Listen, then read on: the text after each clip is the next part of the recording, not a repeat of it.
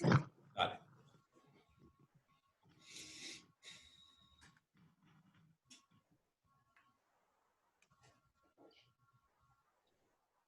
Hola. Ay, no sé. Hola. Hola. Hola. ¿Qué tal? ¿Cómo les va? Hola, hola.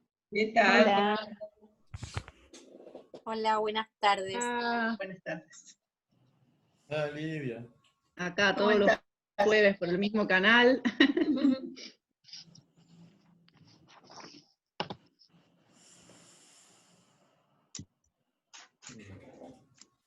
¿Todo bien? ¿Qué vamos a hacer?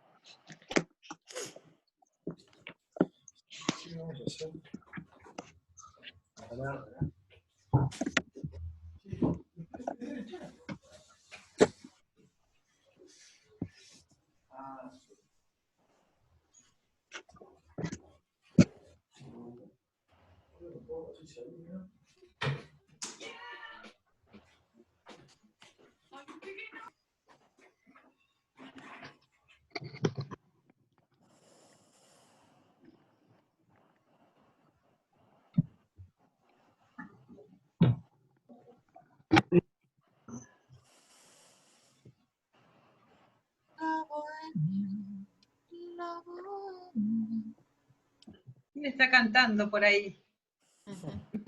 Hola. Hola, hola, soy Ale. Hola. ¿Cómo les va? ¿Todo bien? ¿Y vos? Bien, muy bien. Bien, acá empezando. Qué lástima que no pude estar la semana pasada. Ah, bueno, pero por ahí está grabada, así que te la podemos ¿Sí? mandar. Genial, Sí. genial. Genial, muchas gracias. Bueno, creo que ya estamos. Cuando quieran, pueden comenzar. Bueno, ¿ya estamos? Sí. ¿Y si hacemos un ratito sin el cartel y nos vemos un poco?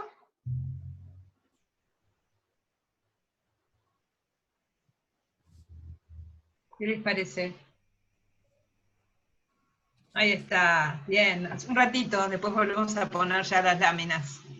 Bueno, con mucha alegría continuamos con este ciclo de charlas, un recorrido histórico sobre el concepto osteopático de tratamiento y abordaje. Le presentamos a Pablo Fernández Ridano, que es médico, recibido en la UBA en el año 1992, con diploma de honor. Es ex residente y traumatólogo del Hospital Fernández, osteópata CO del año 2009 del IAO, la promoción Gilles Rebón, y también es docente de la EAO desde el inicio de la EAO hasta el momento. No lo dije, pero también es ex cirujano y especialista en ortopedia y traumatología. Un honor tenerlo con nosotros acá en esta charla. Sí, muchas gracias, Pablo. Bueno, gente, muchas gracias. Un hermoso anuncio y presentación. Agradecido, yo en realidad por ahí voy a hablar más de osteopatía y de cosas un poco más amenas que de medicina y de cirugía, así que espero que lo disfruten mucho. Yo personalmente disfruté mucho haciendo todo este trabajo. Este trabajo lleva mucho tiempo, arrancó como una pequeña materia para la otra facultad, pero que ahora realmente se cambió completamente y está bonito como trabajo y es muy lindo poder compartirlo con ustedes, porque la verdad que en el proceso de ir armando todo esto, yo mismo personalmente me fui como entendiendo y desayunando un montón de cosas osteopáticas que hoy en día me han realmente aclarado conceptos, sobre todo básicos. Bueno, Vamos ahí a compartir un poquito la pantalla mía esta para ver, para así nos vamos guiando en el trabajo. La idea de hoy es charlar un poquito como del recorrido histórico por los principales modelos osteopáticos de diagnóstico y tratamiento. Bueno, yo ya he sido presentado, así que esto está de más. Y ahora... ahí va. Mi finalidad con esto. ¿Cuál es la finalidad de este trabajito, de esta reunión? Repasar y tal vez comprender mejor las técnicas que fueron dando origen a la osteopatía, principalmente en Europa, de donde deriva la escuela francesa. Vamos a hacer un viaje, todo este recorrido, que va a ser el famoso recorrido de Steele a Gilles. La reunión pasada, Majo nos dejó en Gilles, y yo voy a completar la vía hasta Steele. Eso es lo que voy a hacer yo. Majo y Adrián, divinamente, nos dejaron ahí, nos hablaron de toda la historia. Yo no voy a ser tan largo con la historia de cada uno de los personajes, porque tengo más personajes para contar, y más lejanos personalmente. Así que yo voy a hablar de lo que he estudiado, de lo que he leído, de la data que he recopilado. Bueno, entonces acá tenemos de Steele a Gilles. Entonces, lo que primero vamos a dividir en 3 partecitas, en realidad son 2 introducciones y el viajecito. ¿Qué va a ser? Primero vamos a ver el árbol genealógico, es decir, cómo un poquito dónde estamos ubicados. El árbol genealógico es muy difícil de armar en tiempo y en familias y en toda la gente al mismo tiempo, porque hay procesos que se fueron dando a lo largo de los años y no son todos con fechas exactas, como un nacimiento, como una muerte, que es más fácil hacer un árbol genealógico, con datos precisos. Bueno, no hay así que el cuadro, que incluso no es de mi autoría, sino de mi ayudante, en estos menesteres, entonces vamos a verlo un poquitito, sobre todo más que nada para ver dónde estamos ubicados nosotros, nuestra rama, como viene desde Steele a Europa y después Argentina, a través de Gilles. Ese es el pedacito que vamos a ver. Al final de todo, por ahí tenemos un poco de suerte, y lo explicamos bien todo a la luz de todo el caminito que vamos yendo, pues va a ser más fácil interpretarlo. Bien. Segundo, vamos a definir un par de términos y a charlar del glosario, 2 minutitos, a charlar del glosario internacional de osteopatía. Y tercero viene, bueno, la historia y los modelos, que es el caminito propiamente dicho, el recorrido. Bueno, perdón, otra cosita que no avisé. La idea por ahí es en el medio hacer un 5 minutitos de baño y mate, y después yo lo que voy a ir viendo es, tengo acá una persona que me está leyendo un poco el chat, porque yo estoy muy prendido acá, y entonces por ahí sea más difícil o más retardado para mí saber las preguntas, pero las voy a ir contestando todas. De repente, en algún momento digo, bueno, paro y escucho preguntas y trabajamos. Seguramente va a ser al volver del intervalo y al final, esas 2 partes seguras. Y vamos a ver si alguna otra parte da también para charlar o para hacer preguntas.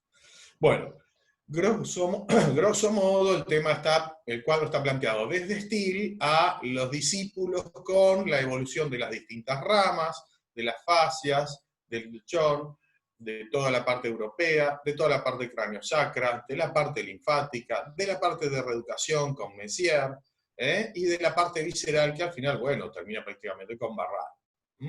Bien. Igual, de todo este lado, nosotros provenimos bien del centro de este cuadro. Miren, aquí está ampliado, ¿ven?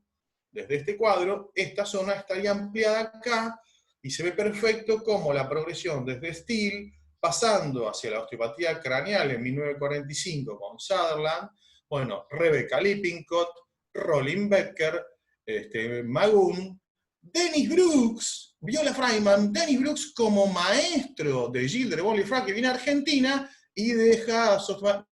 Bueno, esto es un chiste, chao, esto es un chiste. El final era el chistecito. Pero bueno, en nosotros la línea viene directo y viene clarito hasta Gilles de Bonlifrat, Sudamérica. Pasando, bueno, como ya dijeron los chicos, por Paraguay, con gran influencia en el Colegio de Brasil y estableciendo su escuela en Argentina. Bueno, primera parte era esa. Segundo.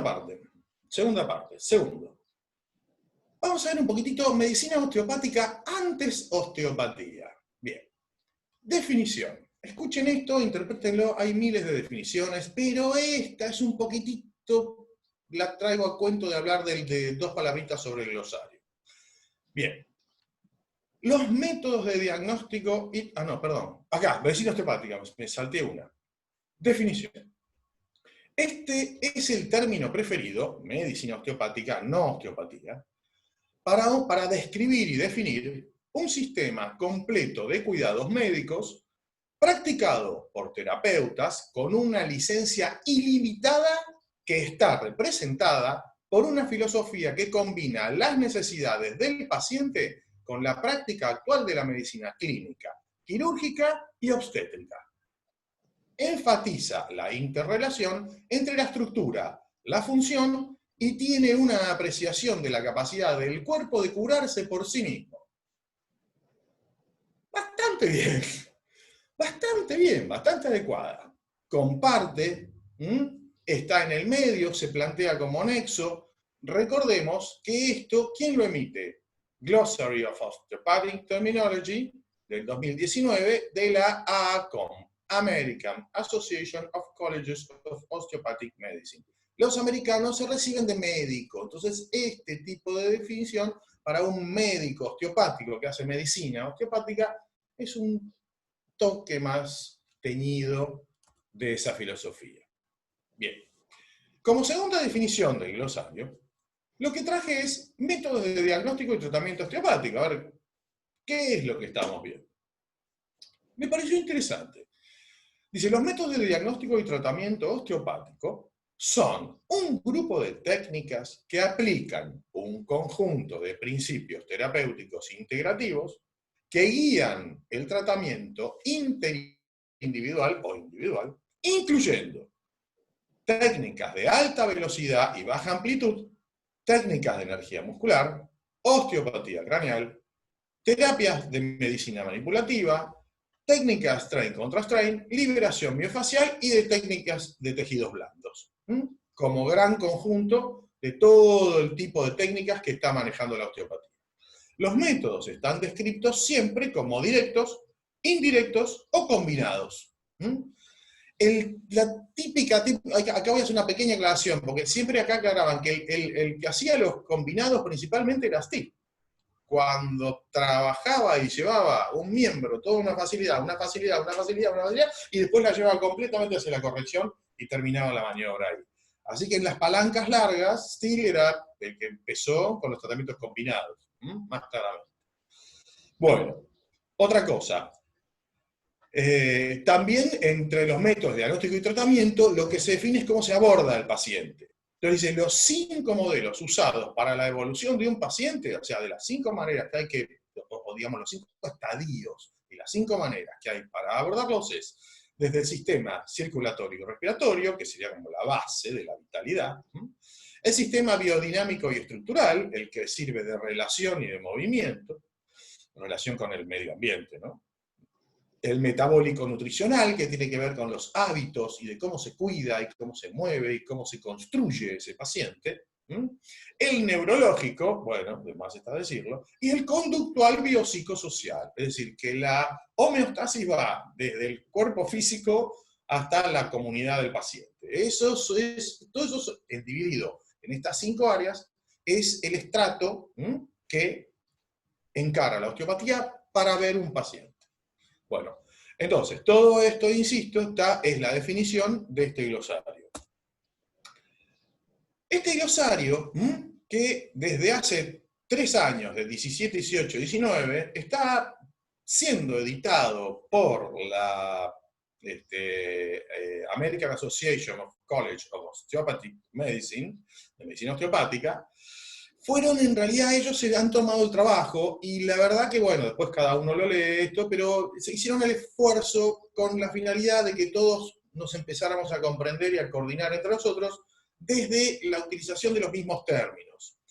Ellos mismos dicen ahí que no están pretendiendo ni influir, ni modificar, ni describir, ni enseñar las técnicas, sino que definir las palabras que van a ser utilizadas por todos para que todos las usemos de la misma manera y podamos entendernos mejor.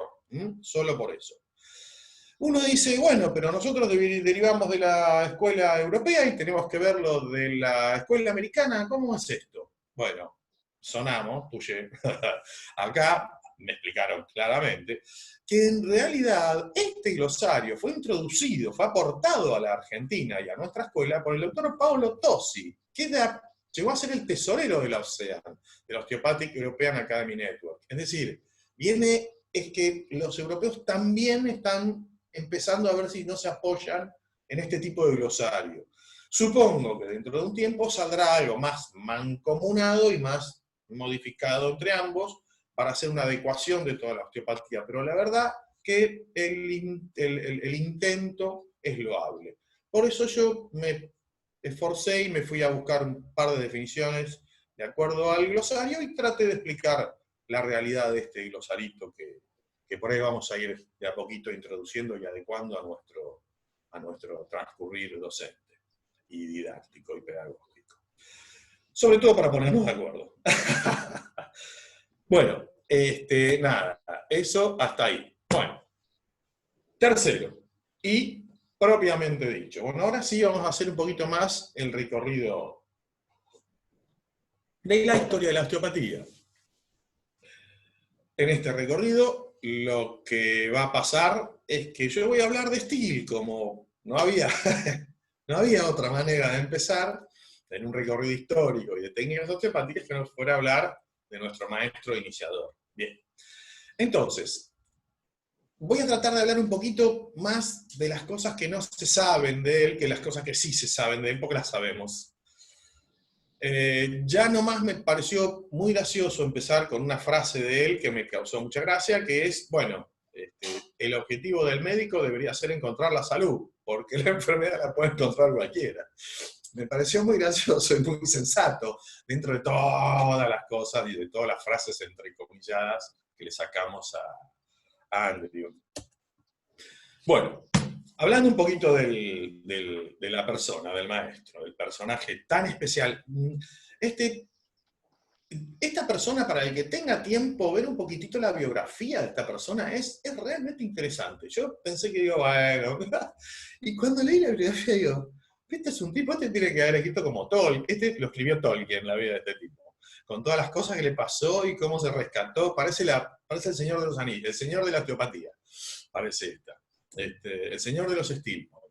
Porque la verdad que tiene una historia, pero que aparte resurge y cae, y surge y cae, surge y cae, y no con osteopatía. El tipo genera inventos de una cosechadora y se lo afanan y lo patenta a una empresa y se lo roban. Por ejemplo, a los 21 años planta todo un campo que dice, bueno, listo, con los 21 años, recién casado, primer hijito que tengo, planto un campo, lo tengo, lo levanto, me paro, arranco, me mudo a la medicina, viene un granizo y le rompe toda la cosecha. Tiene que empezar de cero. No, la historia de este tipo es muy, muy interesante. Wow. Bueno, nació en 1828, el 6 de agosto, en Virginia. Toda la familia de él era de ahí de Virginia.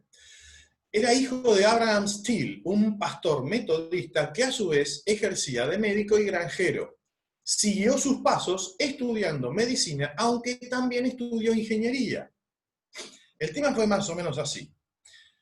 Él, en los momentos en donde él quiebra, donde le cae todo el granizo, en el campo, él dice, no puedo más. Entonces se va a vivir más cerca al padre y empieza como a asistir al padre en su misión de pastor presbiteriano y de médico de los indios Shawnees. Bueno, empieza a hacer eso. Entonces empieza a practicar un poco entre los indios y eso. También se ve muy interesado por la mecánica y empieza a estudiar mecánica con un mecánico muy importante de Boston. Bajo la tutela de él, va y viene y empieza a estudiar mecánica. El tipo estudia mecánica, como un auto. Bien. Al destacar por su espíritu curioso, a su vez mecanicista, racionalista, analógico, muy rápidamente se encontró enfrentando los límites de la medicina de su propio tiempo, donde la química no se sabía bien y donde la mayor parte de los remedios eran tóxicos. Al final de la Guerra de Secesión, una epidemia de meningitis mata a 3 de sus hijos y a una hija adoptada, ¿sí? Cuestionándose a Andrew Entonces los escasos logros de la medicina, dice, mirá, me acabo de quedar sin 3 hijos, o sea, y una hijastra. Bien. Este se basaba en fármacos de dudosa eficacia, remedios que él siempre consideró tóxicos y nocivos para el organismo. Él pensaba que era peor tomar los remedios que no tomarlos. Estaban, por ejemplo, los mercuriales, son cosas realmente tóxicas. Bien. Por su pensamiento racionalista y mecanicista, consideró que la anatomía, fisiología y patología tenían que tener una mirada diferente. Él se interesó cada vez más por el terreno y no por el germen, que era lo que estaba tan de moda con la dicotomía entre Claude Bernard y Pasteur, y Louis Pasteur. Louis Pasteur hablaba del germen y Claude Bernard hablaba del huésped. Bueno, el estilo era claramente de Claude Bernard Horner, dentro de los fisiologistas. Bueno, intenta buscar una nueva medicina mucho más acorde a lo que él sentía como las leyes de la naturaleza. Aparte de un tipo campesino, era que si no hacía campo iba a hacer medicina, y si no era era pastor presbiteriano de los indios. Era un tipo de muchísima naturaleza y de muchísima vida, y aparte, al estar en contacto con los indios, toma contacto con toda otra medicina natural, él mismo. Bien, bueno, acá... esta es la cabaña donde nació Andrew Taylor. No me pregunten quién es esa, porque les puedo decir cualquier... Viola Fryman. No se sabe quién es ese. Está explicado en la foto que no se sabía quién era ese. Pero sí que esta es la cabaña donde nació, en Virginia, donde ahí afuera está esta placa marcando el lugar donde nació y haciendo toda la vida de él, hasta la muerte. Bien, curiosidades. Nace la osteopatía. A partir de 1874, Steele empieza a ejercer una medicina basada en un enfoque manual, que denominó osteopatía. Lo que pasa es que no la nombró osteopatía hasta muchísimos años después. Al principio le decía medicina manipulativa, o él incluso se presentaba en tarjetas de presentación como lightning, como relampagueante colocador de huesos. Así se publicitaba, ¿no? Se anunciaba. No usaba la palabra osteopatía, lo usó mucho después.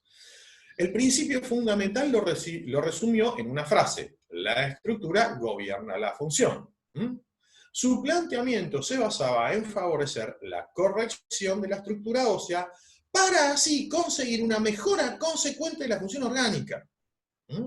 Era, desde que empezó Steele hasta el 1950, ese era el criterio básico de la osteopatía, que la lesión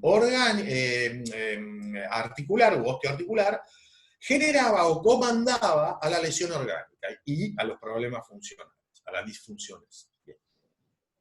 Entonces, para corregir según sus propias palabras, la anatomía es lo primero, lo último y está siempre presente. Esto tiene que ver con la impronta de la mecánica que estudió Steele y todo, diciendo, especializándose muchísimo en la parte anatómica, pero dándole un correlato mecánico, ¿sí? No tan bioquímico. La bioquímica no existía mucho en esa época, recién estaba Pasteur descubriendo los microbios. Bien.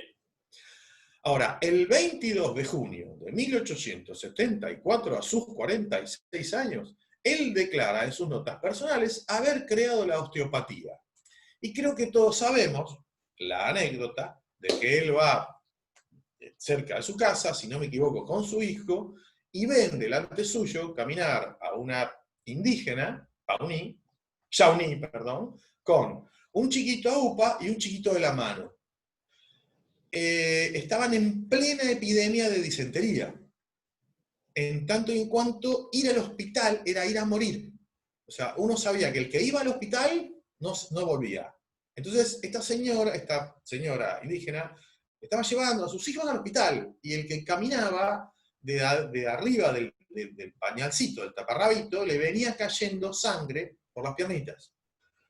Era claro que tenía una disentería. Steele se acerca, se presenta como médico, pide autorización y la madre le entrega al niño. Steele lo agarra y enseguida nota lo que veía al caminar, con un abdomen muy globuloso y helado y una espalda caliente, trabada, muy dura. Y el chico como en opistoto, ¿no? Es decir, el chico como en extensión. él mismo describe que empieza como a normalizar y a devolver movilidad y devolver calor y estirar y movilizar esas vértebras, y en un momento el chico se mueve y se afloja completamente, se afloja la musculatura y le vuelve la temperatura y se le armoniza en todo el cuerpo. Él le dice, bueno, ya está, se lo entrega a la madre, y al otro día tienen en la puerta de la casa a toda la tribu, porque había salvado la vida del hijo del cacique, que era el único que se había salvado de disentería hasta ahora. Entonces se le llena de gente, y ahí es donde él empieza a trabajar mucho con la idea de la osteopatía. Bueno, ese fue un punto clave en la vida de él. A él dice que nació la osteopatía ahí. Pero bueno, no la bautizó así. Bien. Bueno, se arma la escuela. Muchos años después, y no les voy a contar todo lo que pasó en el medio, porque tendría que estar un rato largo diciendo todas las cosas que le fueron pasando en el medio a Steele. Parece el Señor de los Anillos. Entonces, se arma la escuela. ¿Cuándo se arma? La escuela la American School of Osteopathy abrió sus puertas el 1 de noviembre de 1892 con 10 estudiantes. Escuchen esto. 5 eran hijos suyos, eran los hijos que le quedaban. Y otros 5 eran mujeres en Kirksville. Y estaba el hermano también, el hermano de Steele, que unos años antes había estado muy enfermo y no se salvaba y tomaba, no recuerdo cuántas botellas de jarabe de morfina por mes, pero una barbaridad, hasta que se mudó cerca de lo de Steele, y Steele lo enderezó, el hermano mayor, y después fue un fanático y fue uno de los primeros osteópatas que se recibieron en las primeras camadas. Bien. De 1892 a 1900 el movimiento osteopático alcanza una importancia considerable. A finales del siglo XIX, Steele se retira de la enseñanza pública, escribiendo 4 libros. Eso fue, chicos, a los 64 años de Steele, hace la escuela. Bien. Esta, miren, la clase de 1909, con Andrew Taylor Steele, en una de las últimas promociones donde él está ahí no retirado, digamos, con una gran cantidad de alumnos delante de la escuela. Acá los 4 libros que escribe Steele en el orden en el que los edita. Y bueno, termina una era, termina el 12 de diciembre de 1917, con la muerte de Steele, apodado el viejo doctor. Muere como consecuencia de un accidente cerebrovascular que ya desde 2 años antes lo tenía sin hablar y moviéndose con mucha dificultad y muy cuidadito, y muere a los 89 años. Miren que estamos hablando de 1917. Cuando yo era chico, en 1960, la gente se moría a los 65 años.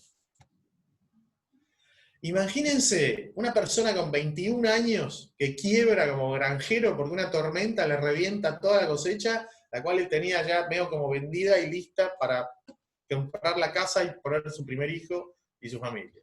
¡Wow! Y se tiene que ir a trabajar de maestro de escuela a $15 por mes. Entonces, ayuda a su padre como médico de los Shawnees, porque ya ahí no puede hacer otra cosa y ahí se dedica más a la parte médica. A los 36 años de edad, al volver de la guerra donde pelea y llega al rango de mayor del ejército, 2 de sus hijos mueren en 3 semanas, incluido el primogénito. Imagínense, pum, se mueren ahí, directamente. A los 46 años tiene una inspiración que no solo cambia su vida, sino la de millones de personas que lo siguen, que es el episodio de este chico del indiecito que acabo de contar. O tener 64 años y abrir una nueva escuela de medicina cuando a esa edad mucha gente se está jubilando actualmente. Más de 100 años después. La gente se jubila a la edad que arranca con la escuela. O sea, el tipo es realmente un personaje, y la vida y todas las cosas que yo no dije en el medio de todos los episodios que fui nombrando realmente es una aventura la vida de este tipo. Bueno, nada, quería tirar esto porque me parecía muy piola. Incluso, que no figura acá, él peleó por el estado de Kansas por la abolición de la esclavitud. Era un antiesclavista, pero férreo. inauguró su clase con sus hijos y con el resto de las mujeres en su primer promoción. Y después, miren lo que dice acá.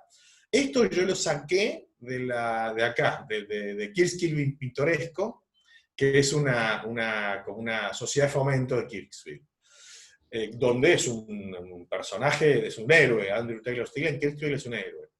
Esta es una fotografía de la casa Still en Kirksville, que aunque se volvió financieramente seguro con el éxito de la escuela estadounidense de osteopatía, de la American School, Still solía ser muy generoso y regalaba su dinero. El tipo. O sea, como un tipo tan seguro, ¿no?, de sí mismo, es tan capaz de caer y de armarse, y de caer y de armarse a los 40 y pico de años, cuando él descubre lo de la osteopatía. El jefe de la iglesia metodista, que era un poco como su jefe, el pastor jefe, lo echa. Públicamente lo expulsa de la ciudad de Kirksville. ¿Por qué? Porque el tipo hacía manipulaciones y eso era como demoníaco. Entonces lo echa a la mierda. Y él se vuelve a Kansas, donde está un tiempo más, y después se vuelve para Missouri. Bueno, no. Realmente la vida del tipo es impresionante. Le pasaron todas. Enviudó, se le murieron los hijos. Se le murieron más hijos de los que vivieron. Cuando él tenía 64 años y arranca con la escuela, a los 67, creo, se le muere el hijo, que era Fred, que en un accidente, nada que ver, mucho después, que era el señalado continuador de Still, y que era con el que mejor se llevaba y que era el más talentoso, parece. Así que el tipo realmente, tiene una vida que si la quieren leer es muy interesante. Bueno, el obituario de Still, página completa en el Journal de Kirksville, su última morada en Kirksville. Bueno. Legado. El doctor Still puede que haya muerto, pero sus ideas y su filosofía siguen estando vivas e inmutables. Still dijo una vez: yo no presumo de ser el creador de esta ciencia de la osteopatía. No hay mano humana que haya creado sus leyes. No pido ningún tipo de honor más que haberla descubierto. Me parece muy honesto. Aparte, él, recuérdese que era un pastor, es decir, él era muy religioso y muy de esa época. Bien. Él además dijo: los principios mecánicos sobre lo que la osteopatía se basa son tan antiguos como el universo mismo. A través del estudio de los principios que él descubrió, es que entramos en contacto con las leyes básicas naturales de la curación.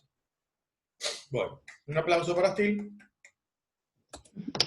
Y vamos a pasar a otra cosa. Bien, de tiempo como voy. Fenómeno. Bueno, llegada de la osteopatía a Europa. Vamos a hablar un poquito de John Martin Littlejohn. Bien, a finales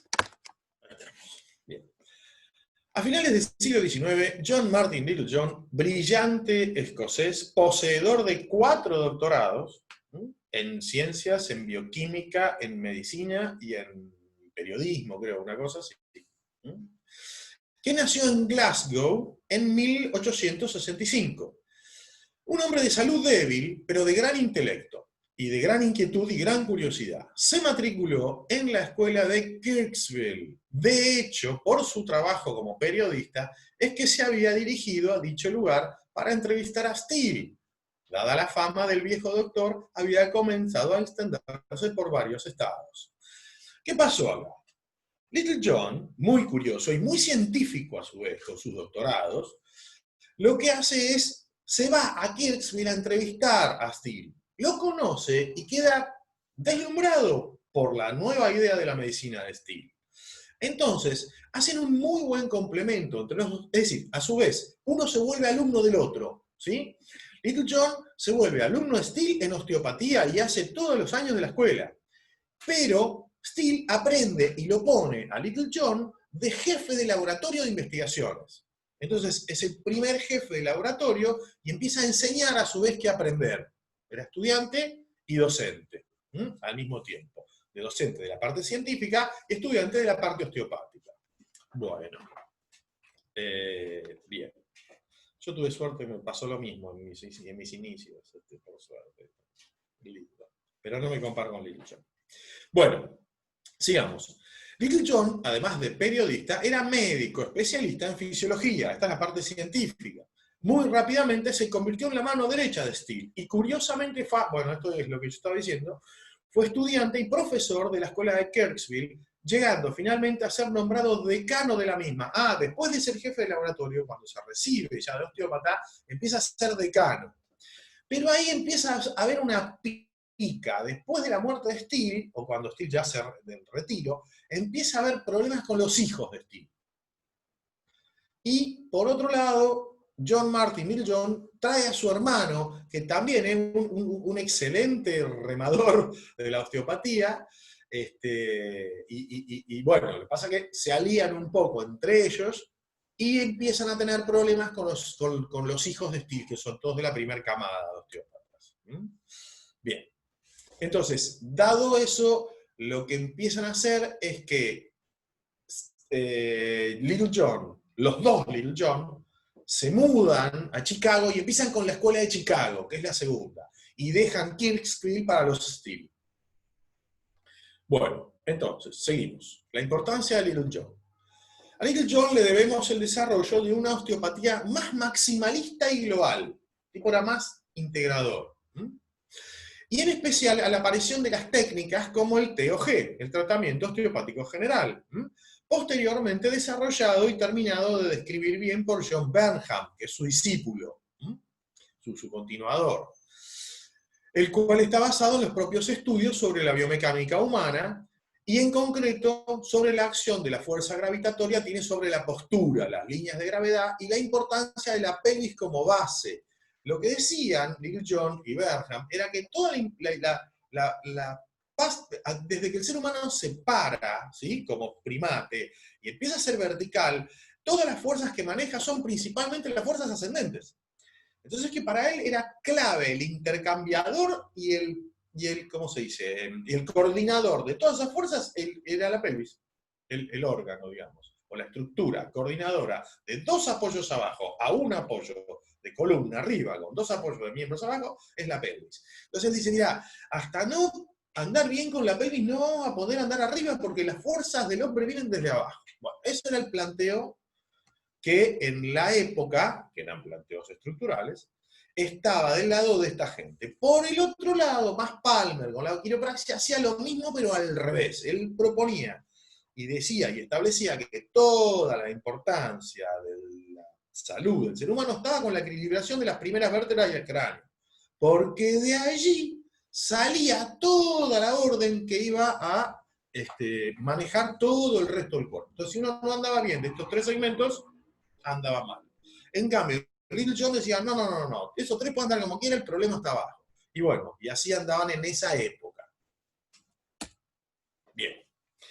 Y finalmente, bueno, la diseminación a Europa, aunque después vamos a seguir con el trencito por otro lado, la diseminación a Europa, en 1917, Little John deja en Chicago a su hermano y él vuela nuevamente a Londres, a Europa. En este caso, a Gran Bretaña, a Londres, donde funda la British School of Osteopathy.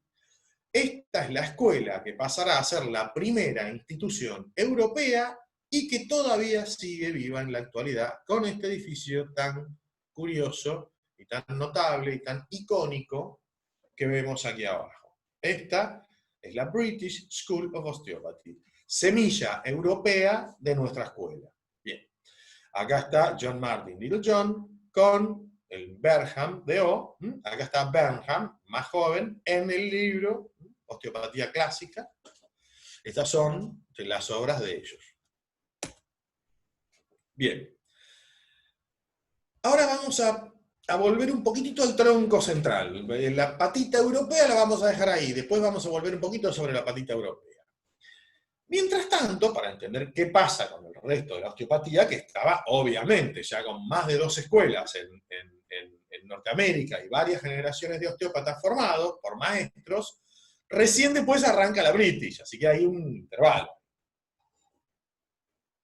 Bien, entonces, desde el inicio del siglo XX hasta la mitad del mismo, 1950, hubo una tendencia hacia la objetividad y el racionalismo muy cientificista en el campo de la osteopatía, al que contribuyeron sin duda el propio Little John y las apariciones totalmente como la figura de Harrison Fryette, con sus estudios sobre la mecánica vertebral y su idea de la lesión única.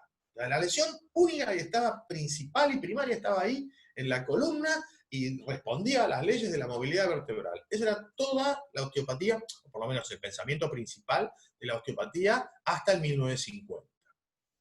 Entonces, se realizaban tratamientos con un enfoque maximalista, dejando un poco de lado los principios de Steele, que, digamos, esta es la frase filosófica del minimalismo. Identifícalo, arréglalo y déjalo en paz, como decía él. Pero entonces, el TOG y el tratamiento de ir normalizando todas las vértebras de la columna llevaban a un enfoque un poco más maximalista, que estaba muy bien, pero perdía un poco la idea de minimalismo de Steele. Bien, entonces, de esta manera, la mayor parte de los tratamientos en la época se basaron en técnicas de manipulaciones directas o thrust de alta velocidad y baja amplitud, apoyados en la idea de que la disfunción articular era lo que generaba el problema, que era lo que yo estaba comentando recién, que hasta 1950 esa fue la idea. Después vino, ¡pum!, otra gran revolución acá, de la osteopatía espectacular, que fue. Entre el 50 y el 75, aproximadamente, se producen grandes cambios en la visión que hasta ahora se tenía de la osteopatía. Esto fue debido al desarrollo de nuevos enfoques y la aparición de los tratamientos craneales y funcionales que cambiaron completamente la actitud, la filosofía de lo estructural, ¿no? Bien. A ello contribuyeron figuras como, sin duda, como Sutherland, con su revolucionaria aplicación de la osteopatía en el campo craneal. Igual acá quiero hacer, porque nosotros teníamos a Charlotte Weaver, que te estoy leyendo algunas cositas, que por ahí la vez que viene la nombramos un poquito en craneal, para hacerle justicia a Charlotte Weaver, que fue así, o contemporánea de Sutherland, y también hablaba un poquito de cráneo. Bueno, entonces, su trabajo fue continuado el trabajo de Sutherland fue continuado por Magoon, Viola Fryman y Ann Wales. Y quizá es al presente una de las mayores evoluciones de la osteopatía desde los tiempos de Steele. Fue un cambio, una revolución, directamente. Bien. Perdón. Sutherland, acá el equipo, con Magoon haciendo craneal, y esta es Ann Wales. Ann Wales. No sé qué está pasando. No sé.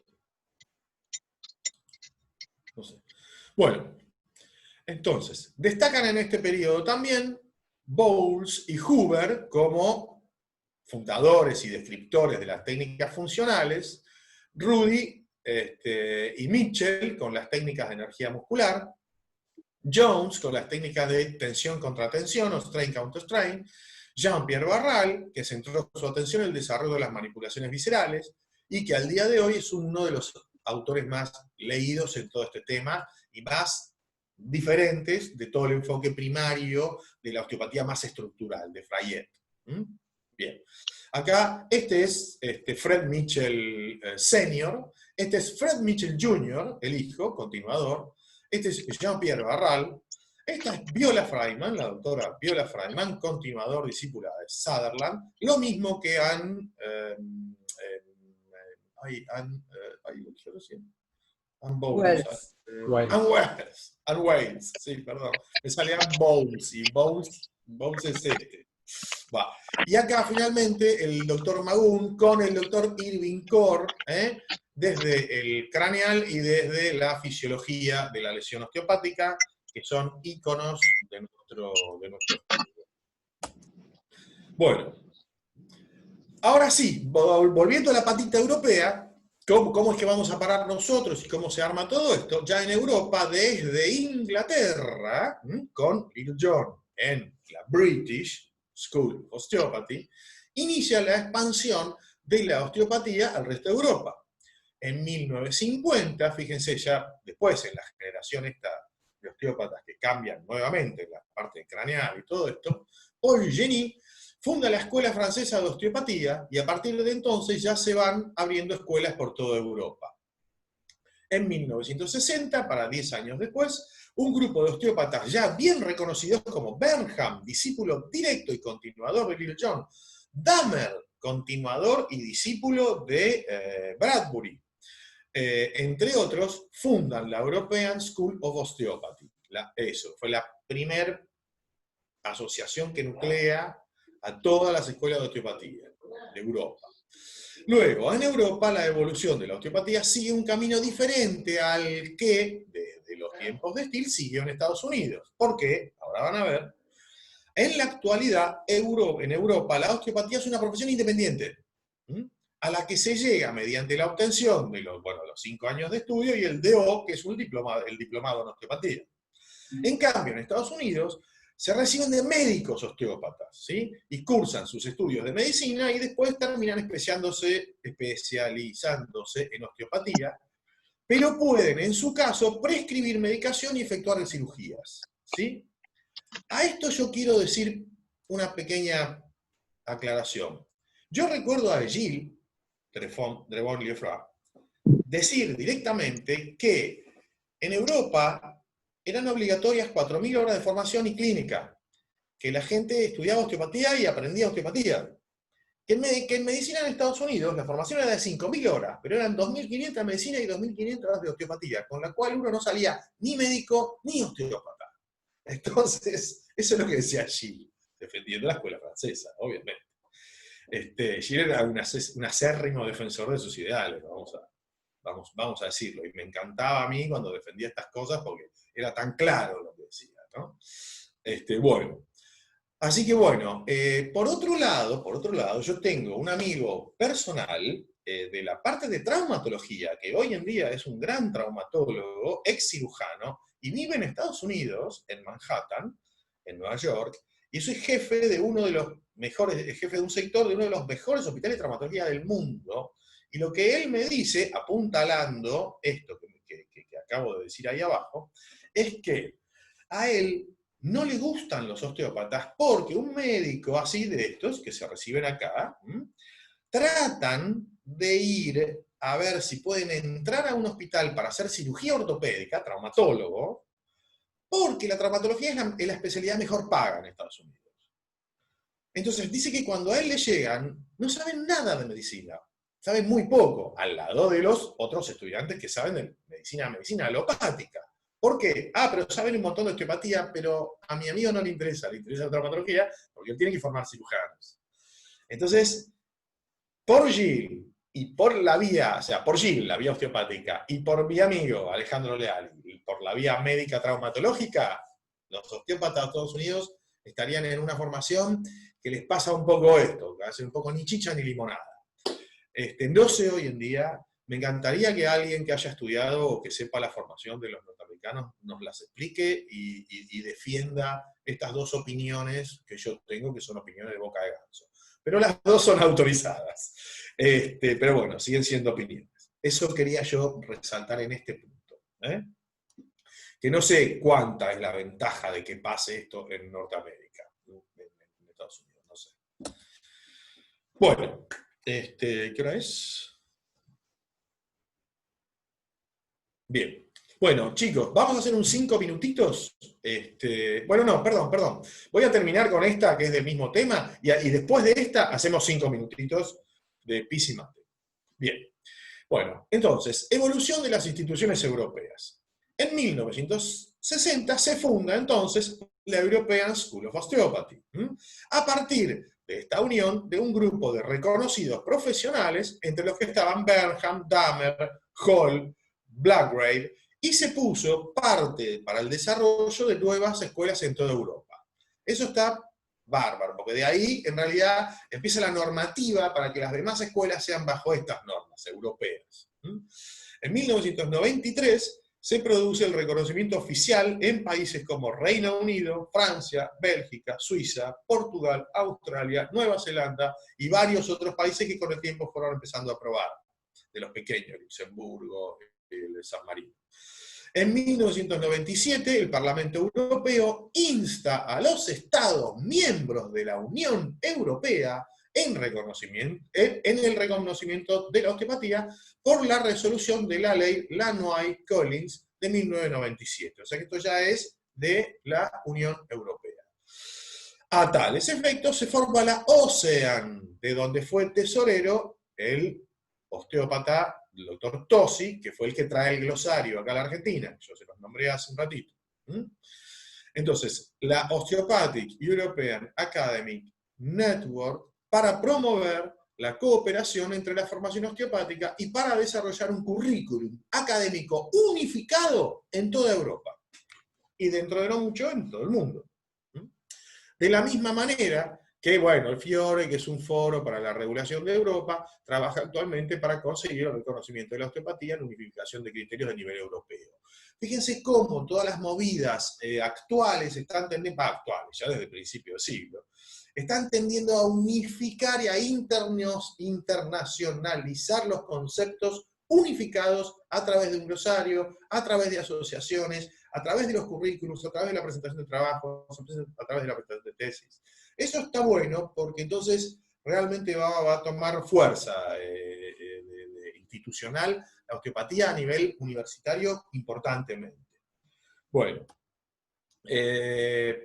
hasta acá, bueno, esto. Algo interesante, perdón. Y termino, ¿no? ¿Termino con esto? Sí. Ahí está, sí, perdón, ahí está. Un cachín que ya termino. Entonces, retomando, la osteopatía floreció a principios de los 60 con Freiman, con Barral, con todo lo que ya dije, con Sutherland, con Magun. La primera clase de osteopatía aplicada al campo craneal en Europa se impartió en París en 1965 con Thomas Schully, con Harold Mahon y con Viola Freiman como docentes.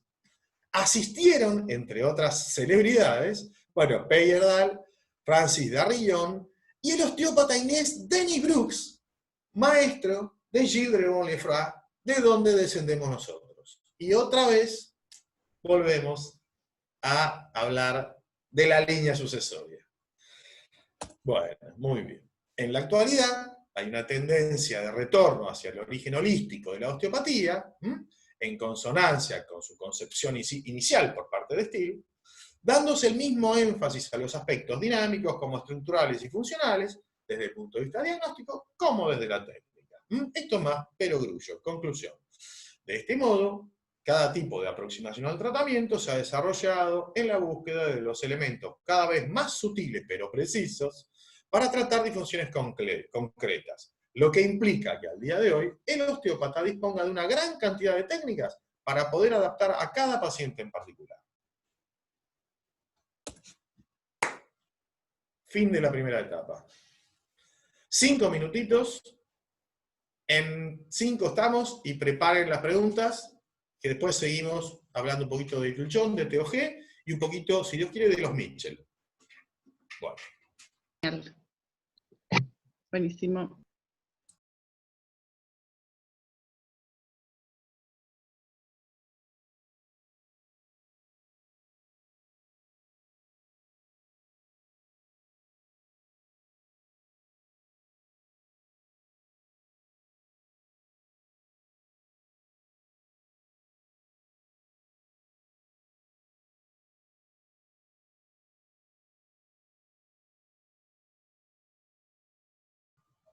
En el chat a mí me quedó una fecha. Pero estaba por preguntar a alguien algo. No, yo decía que en el chat yo no había visto nada, pero... Que cuando me hiciste acordar que el 6 de agosto es el día que nació Steele, fue el día en que empezamos estas charlas. Dije, wow. Sí. Fue el día que empezamos con Gastón. Wow. Fede, estimado. Wow. Loco. Escuchame. Bien, ¿querías hacer algún comentario? Sí, a ver si estas esta unificación aparente de todas las escuelas de Europa y demás, yo lo que voy viendo es como si fuera que tienden a 1950, ¿viste? A antes de Magún y demás, como que van dejando en esto tan cientificista y de esta manera solamente comprobada, y entonces como que se va unificando y parece que apunta casi más a la medicina alopática. Digo, el otro día estuvo dando la charla Gastón, bueno, craneal no hacen, o sea, el cráneo no es una parte etérea, extraña del cuerpo, ¿viste? Y suena eso, ¿viste? Como que se está unificando, pero también la están tallando la osteopatía ya, y suena a esto, como vos decís, a antes de 1960, antes de 1950.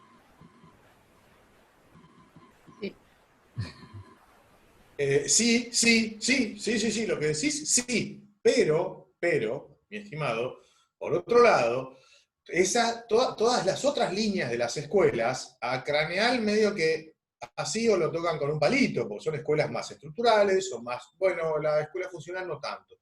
Pero la parte linfática, todas las otras no interviene mucho el cráneo, y no lo usan mucho tampoco, y lo meten dentro de su esquema general, y no como una membrana, como habla Sutherland.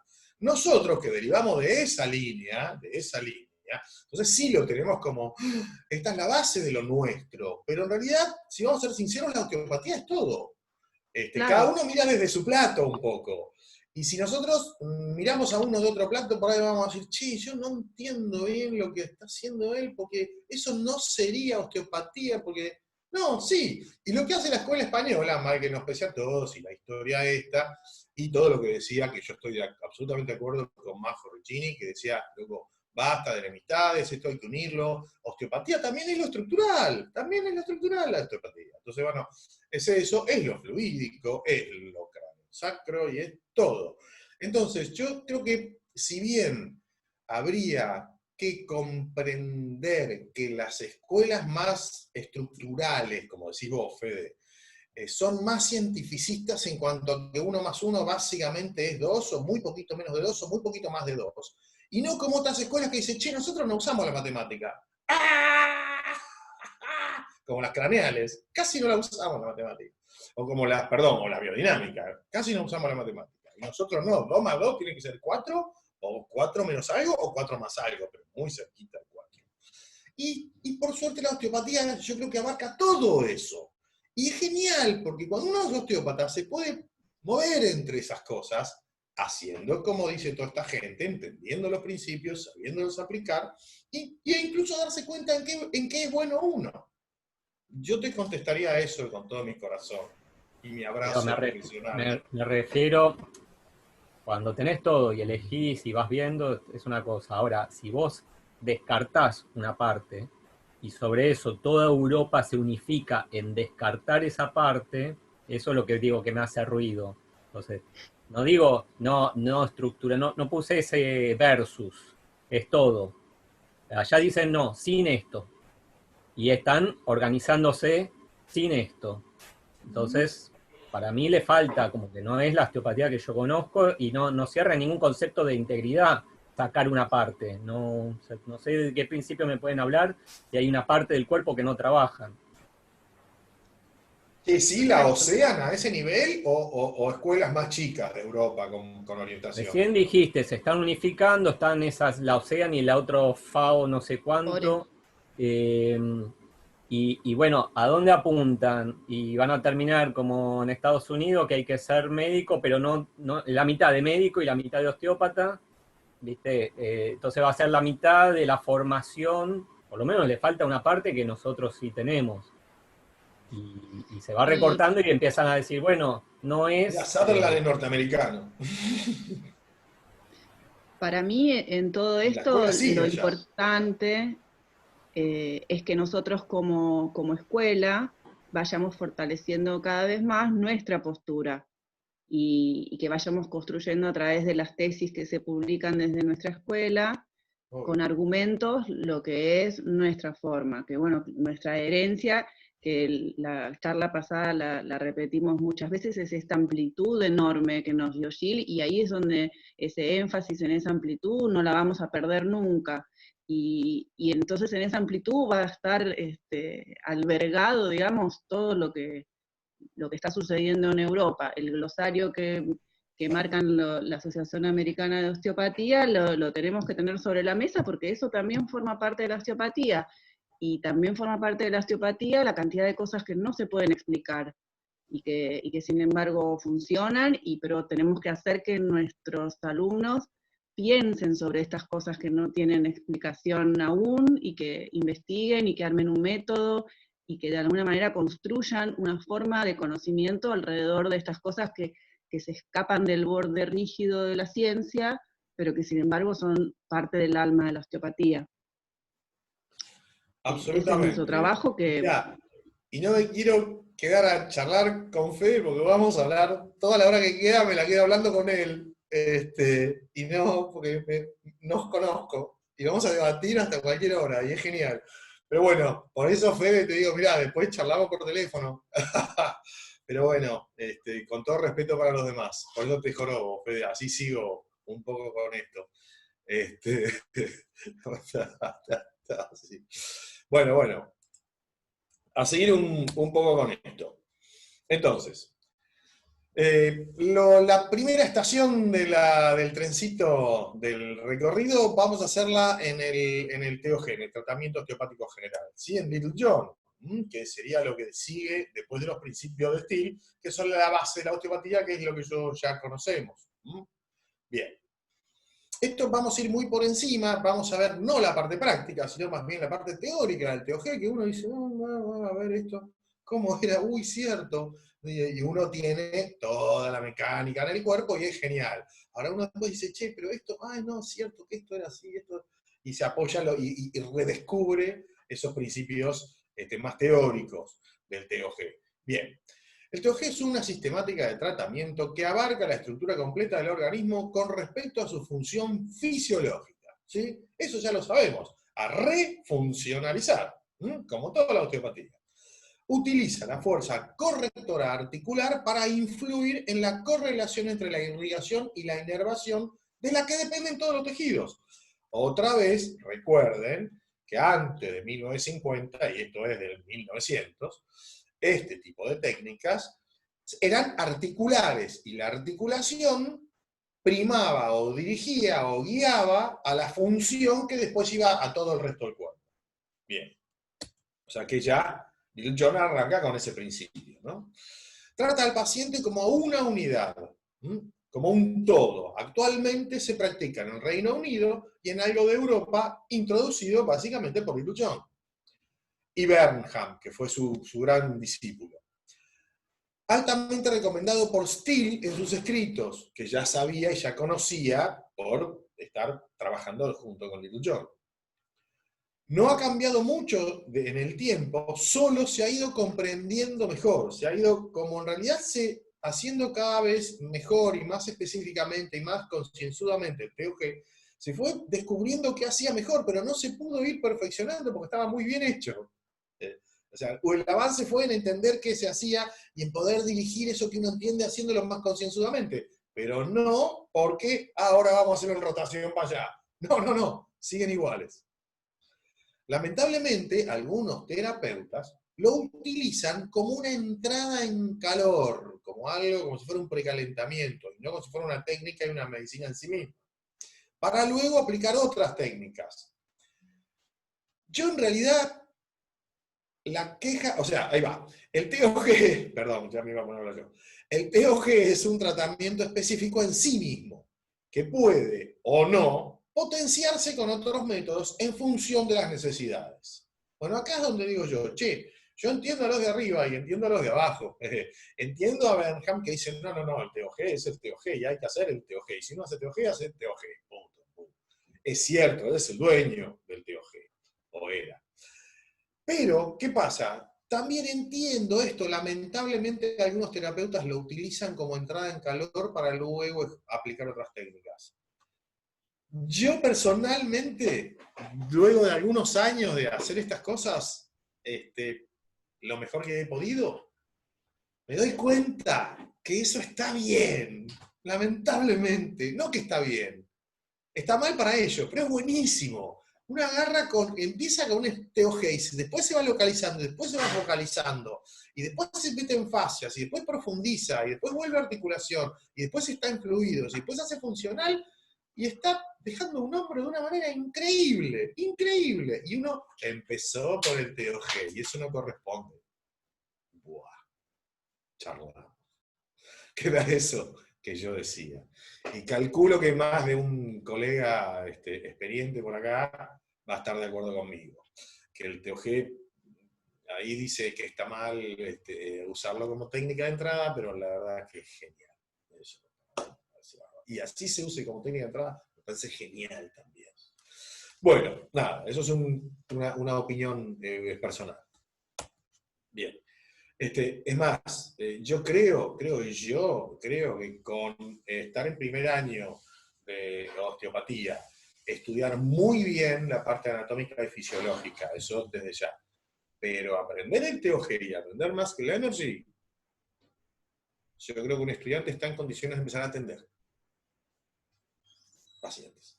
Bueno, aparte, chao, opino, otra cosa. Casi es mi historia. Sigamos. Técnica articular. Se trata de una técnica de baja velocidad y gran amplitud, al revés de los thrusts, que son de alta velocidad y baja amplitud. Thrusts. Bien, esto no, esto es al revés. Esto es baja velocidad y amplia, alta o gran amplitud. Bien, bien distinto. Bueno, esto ya lo sabemos, así que voy a ir un poco rápido porque el TOG ya es muy conocido. Entonces, lo que hace el TOG básicamente es buscar la clave acá es encontrar el punto de balance. ¿Para qué? Para que la articulación neutralice la aferencia, como decía Irving Core, y por estímulo, reflejo y devolución, afloje todos los tonos musculares disfuncionales que tiene esa articulación y la deje funcionar en paz. Y ni hablemos de si pasan nervios que van a las vísceras por esos niveles, porque entonces también estaremos generando efectos en vísceras. Y ni hablemos de los efectos en la metámera, en el segmento de Irving Core, en el segmento medular. Bien. Entonces, el punto de balance, ¿qué es lo que hace? Neutraliza esa aferencia, entonces el segmento se calma y devuelve calma, y baja los tonos musculares y refuncionaliza la articulación. Bien. Entonces, restaura la movilidad articular al reducir la tensión de las partes blandas, mejorando así su irrigación y drenaje, reduciendo la inflamación. Bueno, esto es clave. Si hay alguna patología inflamatoria, el bajar los tonos musculares, refuncionalizar y relajar toda esa cápsula ligamentaria y muscular, todo ese tejido, todo ese conjunto. ¿Eso qué hace? Descomprime a las venas que pueden drenar y a los linfáticos que pueden volver a subir y ascender vía ganglios, conducto de Piquet, cisterna magna. Entonces, volviendo a desinflamar a través de la buena procesamiento de la linfa. Bien.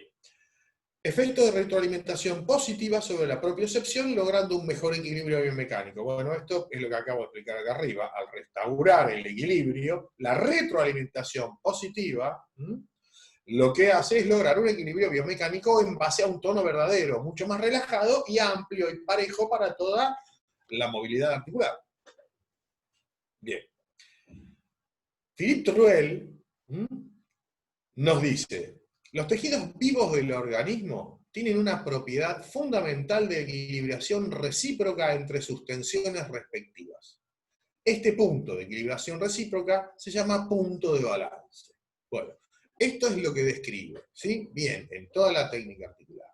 Entonces, fíjense, le llamo la atención una cosita, fíjense cómo el TOG busca el punto de balance desde la movilidad, y cómo por ahí una técnica de Sutherland, de equilibración, o una técnica funcional, busca el punto de balance desde la neutralidad, y desde el dejarlo quietito y aflojarlo. Fíjense, qué curioso, pero todos estamos haciendo osteopatía. Unos hacen así, y otros hacen así. Pero todos hacen osteopatía. Fíjense, eso les quiero llamar la atención. ¿eh? Uno dice, pero ¿cómo puede ser? Porque esto sea así de una manera de estudiante, a mí me pasa mucho. ¿Cómo puede ser esto sea así de una manera y de toda una manera todo al revés pasa lo mismo? ¿Cómo puede ser? O sea, claro, empieza 2 más 2, no me da 4, y todo eso lío que nos hacemos los osteópatas, los estudiantes de osteopatía. Cuando empezamos a entender esto, decimos, boludo, todo lo mismo. Todo lo mismo. Genial, sí, vamos todavía. Bueno, entonces, vamos de vuelta acá. Los 10 principios del TOG, enunciados por Little John y desarrollados por Bernham, el discípulo, John Bernham, el que ya les había mostrado antes, son el TOG tiene una rutina, esto muy brevemente se los voy a escribir, tiene una rutina, tiene toda una cosa de método que es muy buena para que el terapeuta vaya tomando como una línea, como un trencito, como un procedimiento, y el paciente también sabe qué va a pasar si vino 1 o 2 veces. Entonces, el paciente también baja sus ritmos, si los tiene arriba, porque sabe qué va a pasar. Es como predecible. La sesión, dentro de las variabilidades que tiene cada una independientemente, es un proceso que va con un método. Tiene una rutina. Eso tranquiliza y junta más al terapeuta con el paciente. Tiene un ritmo, que ese ritmo incluso puede estar dado desde la maniobra, el ritmo de hablar, el ritmo de recibir, ni hablemos, puede estar dado el ritmo desde la maniobra misma, que cuando yo tengo un paciente con un ritmo alto, le empiezo yo a bajar, incluso hasta conscientemente, bueno, más lento que lo estoy haciendo, empiezo a bajar, a desacelerar la rítmica de mi trabajo, y de esa manera, suspiro, inhibición del simpático, estímulo del parasimpático, nuevo ritmo, 2 cambios más abajo. Bien. Bueno, ritmo. Rotación. Bueno, desde la rotación, ¿qué pasa? Con las articulaciones que rotan grandes, con los hombros, con las diartrosis, con las articulaciones móviles, con caderas y hombros, interviene en rotaciones. ¿Y qué es lo importante de intervenir en rotaciones? Que en el movimiento normal de una persona, y de una persona sedentaria, las rotaciones nunca se llegan a fin de rango y nunca tienen una dinámica como para poder ablandar y liberar todos estos tejidos. Y muchas veces la gente hasta no se da cuenta que tiene una restricción hasta que no la usa. Entonces, si no está levantando el brazo, está por semanas con una retracción inferior y nunca se dio cuenta. Bueno, las rotaciones, saca todas esas cosas, va en contra de todo eso. ¿Por qué? Porque por las rotaciones usa toda la movilidad del rango, todo el rango de la movilidad articular. Todo el rango de la movilidad articular. Ahí lo dije bien. Movilidad, bueno, ni hablemos. Estamos hablando de movilizar las articulaciones. Estamos movilizando las articulaciones como base. Movilizando las articulaciones, movemos las fascias, movemos los tendones, movemos las serosas, movemos los músculos, movemos los vasos, ¿sí? Aflojamos las arterias, apretamos las venas, aflojamos la vena, apretamos las arterias, ¿sí? Una, otra, ¿sí? Permanentemente. Eso en un pulso, en un ritmo, hace hasta un relleno capilar, y ni hablemos de un ritmo muy lento sincronizando con un MRP. Bueno, eso ya es, habría que probarlo, no se me ocurre. Nunca no me metí ahí, por ahí alguien, ¿no? Sintiendo y otra persona, mira, bueno, a ver, anote a alguien. Y después charlamos. Bien. Motilidad, bueno, ni hablemos. La motilidad a través, ojo, otra vez, situémonos, 1950 o antes. Idea, articulación libera víscera, ¿está? Por segmento facilitado, Irving Coe. Bien. Entonces, desde la movilidad, al liberar las articulaciones, voy a estar generando motilidad visceral. Directamente. ¿Sí? Perdón, indirectamente, disculpe. Indirectamente, pero de una manera intencional. Eso quería decir yo, a propósito, ¿sí? Pero indirectamente. Bien. Otra es la integridad articular. Bueno, junto con la rotación y la movilidad, la motilidad de todo lo que es visceral, y aparte la motilidad, no olviden que tenemos ligamentos, y los ligamentos capsulares y las sinoviales no son voluntarios, tienen motilidad. Y eso también al soltarse y empezar a tener su motilidad recuperada, la rotación, la movilidad y la motilidad generan la integración articular. ¿Mm? Bien. Coordinación. Bueno, la coordinación justamente al bajar los ritmos y al ir unificando desde lo mecánico hasta lo reflejo visceral, todo el organismo, la coordinación entre los sistemas se empieza a mejorar y se empieza a optimizar. ¿Por qué? Por baja del simpático, aumento del parasimpático, ¿sí? Que es el gran bajador de ritmos, y que ¿qué es lo que hace? Empieza a coordinar que el flujo al cerebro, mientras la respiración, mientras el ritmo cardíaco, el MRP, todo, empieza a coordinar todo el cuerpo. Bueno, coordina todo ese sistema que en ese momento está en reposo y tranquilo. Bien. La coordinación. La correlación. Bueno, en un nivel superior, todos esos sistemas tienen que correlacionarse con el sensorio, que es el que le va a permitir a la persona pararse a hacer las cosas y ejercer su voluntad consciente sobre su vida y modificarse así a su entorno. Esa es la correlación entre todos los sistemas. Entonces, ya es lo neurosensorial, es la proyección del ser humano hacia afuera, que la coordinación es hacia adentro. Persona durmiendo. Bien. Metabolismo basal. Bien, ahí me salió. Metabolismo basal. Eso. Bueno. Estabilización. Bueno, ni hablemos. La estabilización es a todos los niveles. Estabilización a nivel mecánico, estabilización a nivel fluídico, estabilización a nivel energético y estabilización hasta nivel psicoanímico, bajando todos los problemas. Así que, estabilización. Y bueno, por último, ley mecánica. Y sí, el TOG es una ley mecánica. Responde la ley mecánica, pero a través de la ley mecánica va directamente sobre todas estas modificaciones que son todo el complemento de lo que el TOG genera desde un punto. ¿Desde dónde? Desde la ley mecánica. Bueno, nada, eso. Espero no haberlos aburrido con esto, pero por ahí pensar en el TOG, que uno dice, uy, a ver, yo le agarro una pata, ¿qué pata tiene peor? Esta. Uy, dale, vamos. A ver, dale con la peor, dale con la peor. Ahí afloja un poco. A ver, dale con la otra. Tunga. A ver, tira. No, sigue igual, dale. ¿Dónde? Fíjate, cadera. Cadera. Bueno, saliendo de eso, que es lo que uno tiene como TOG, costilla. Bueno, a mí me encanta el TOG en tórax. Me encanta el TOG en tórax con hacerlo. ¿Sí? Y lo considero brillante. Lo considero como entrada incluso a la fascia, hacia cosas más profundas. Pero eso es personal. Pero bueno, lo que yo quería decir es que verlo desde este punto de vista teórico, desde este punto de vista, a ver, ¿cómo es eso? Bueno, es miércoles, que es distinto, lo estoy viendo desde la puerta de atrás. Es otra cosa, es más lindo, por eso. Pero bueno, espero no haberlos aburrido. A mí me gustan un poco estas cosas más filosóficas y más ideológicas sobre las actitudes, ¿no?, que uno pone en la osteopatía. Bueno. Importancia de la función pélvica. Bueno, algo de esto ya habíamos nombrado cuando hablé de Little John. Consideraba que era el asiento, la base, donde se asentaba la función vertebral normal. No era que, se trababa arriba y jorobaba para abajo. No. Era, si no estaba bien abajo, no iba a estar bien arriba. Daba suma importancia a la normalización sacroilíaca, sobre todas las cosas, a través de la cual se lograba normalizar funciones esenciales, como la marcha.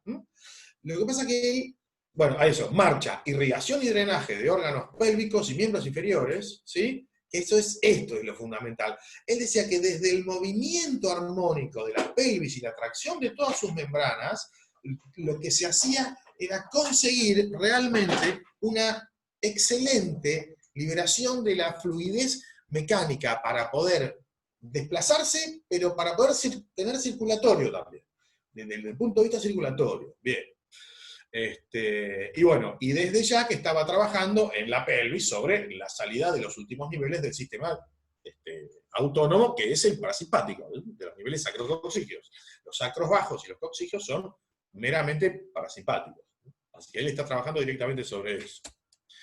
Bueno, en cuanto, bueno, esto vamos a pasarlo muy rapidito, decúbito supino, pronolaterales de estación, nosotros sabemos, lo interesante es que por ahí, para algunos pacientes con decúbitos obligados, por lesiones y secuelas, o por ejemplo con mareos o algo así, bueno, está bien, nosotros podemos hacer un TOG sentado con un paciente con ojos abiertos si necesita estar como para poder equilibrarse y no tener menier o ataque en la cabeza, por ejemplo. Bien. Bueno, los efectos, como ya decía, osteoarticulomusculares, circulatorios, en el autónomo, ni hablemos, y psíquicos, más bien emocionales, ¿sí? Bien. Bueno, los efectos osteoarticulomusculares, bueno, nada, equilibran, funcionalizan las articulaciones, equilibran el sistema capsuloligamentario, armoniza el tono muscular, y libera las fascias localmente, en lo que va tratando. Y a distancia también, localmente y a distancia. Che, que esto lo tengo modificado. Localmente y a distancia. Ah, bueno, claro, generales. Liberación de fascia a distancia. No lo tengo que modificar. Relajación de las cadenas musculares. Disminuye la aferencia propioceptiva segmentaria, equilibrando el sistema nervioso autónomo. Bueno, esto es lo que explica Irving Corr. Al disminuir la aferencia de la propiocepción del segmento que está irritado, la disminuye, el TOG, equilibra también en el segmento la parte del sistema nervioso autónomo. Recuerdan que en la médula, por cada lado del cuerpo, tenemos adelante el asta anterior, motora, atrás, el asta posterior sensitiva, y en el medio, las astas laterales autonómicas simpáticas. ¿Recuerdan? Bien.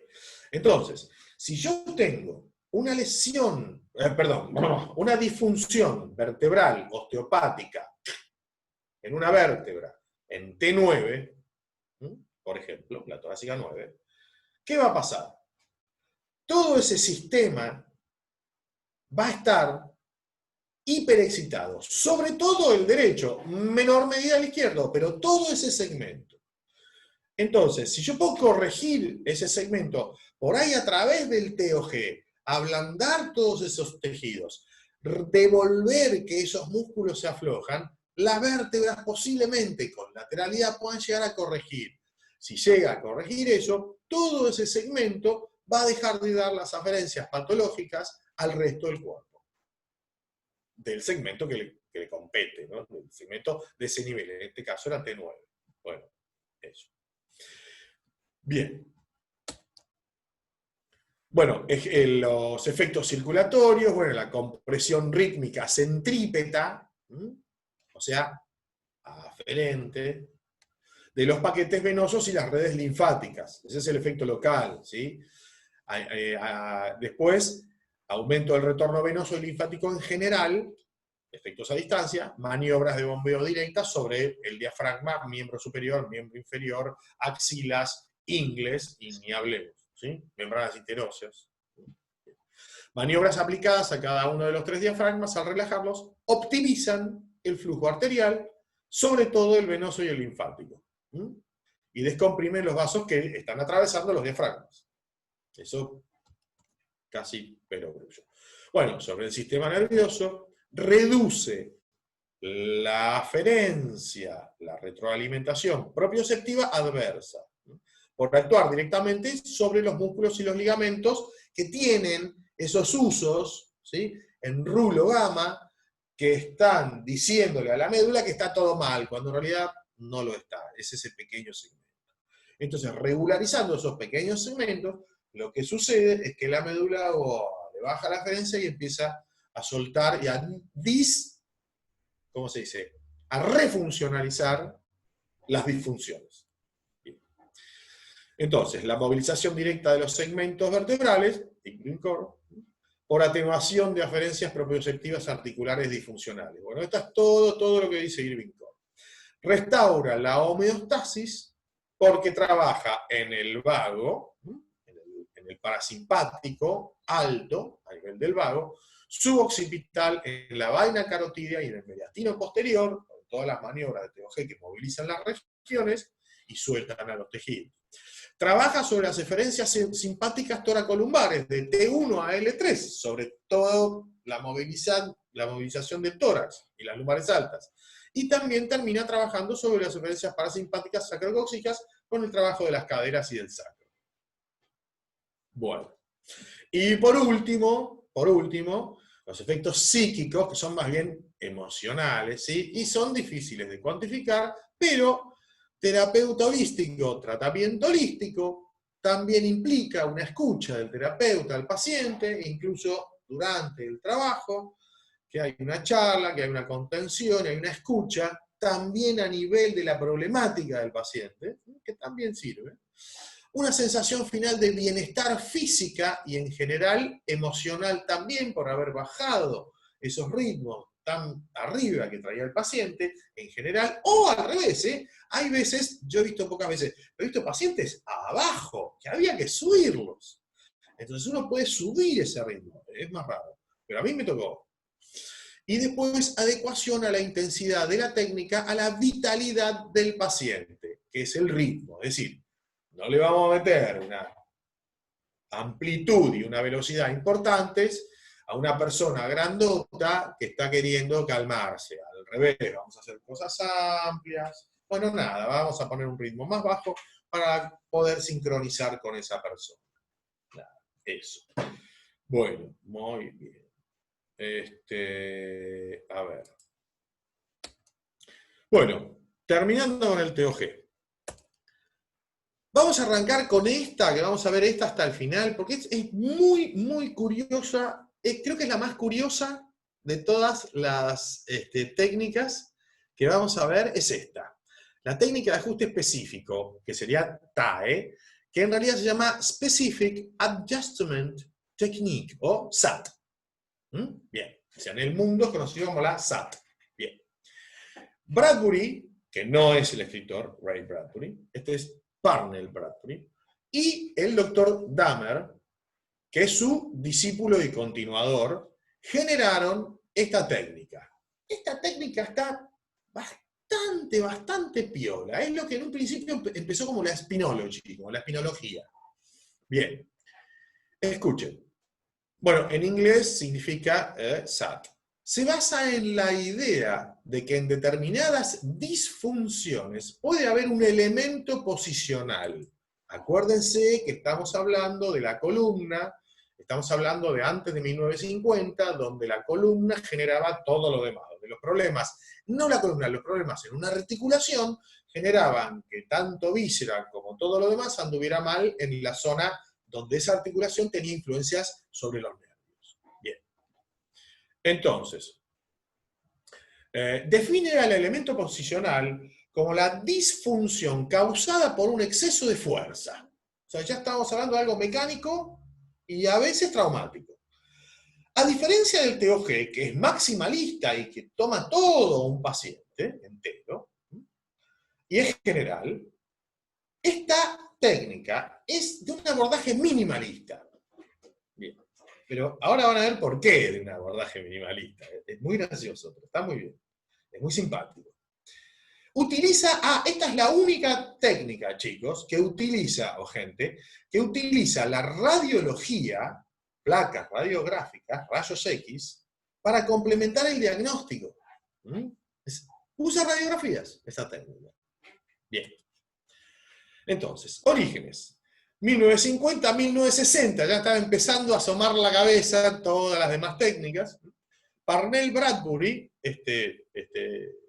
doctor que está acá, crea la espinología de enfoque intermedio entre Little John, que andaba con todo el asunto de para abajo en la pelvis, de la columna, y Palmer, que andaba con todo el asunto para arriba, en las cervicales altas, esa gran polaridad que yo les marcaba al principio cuando empezamos.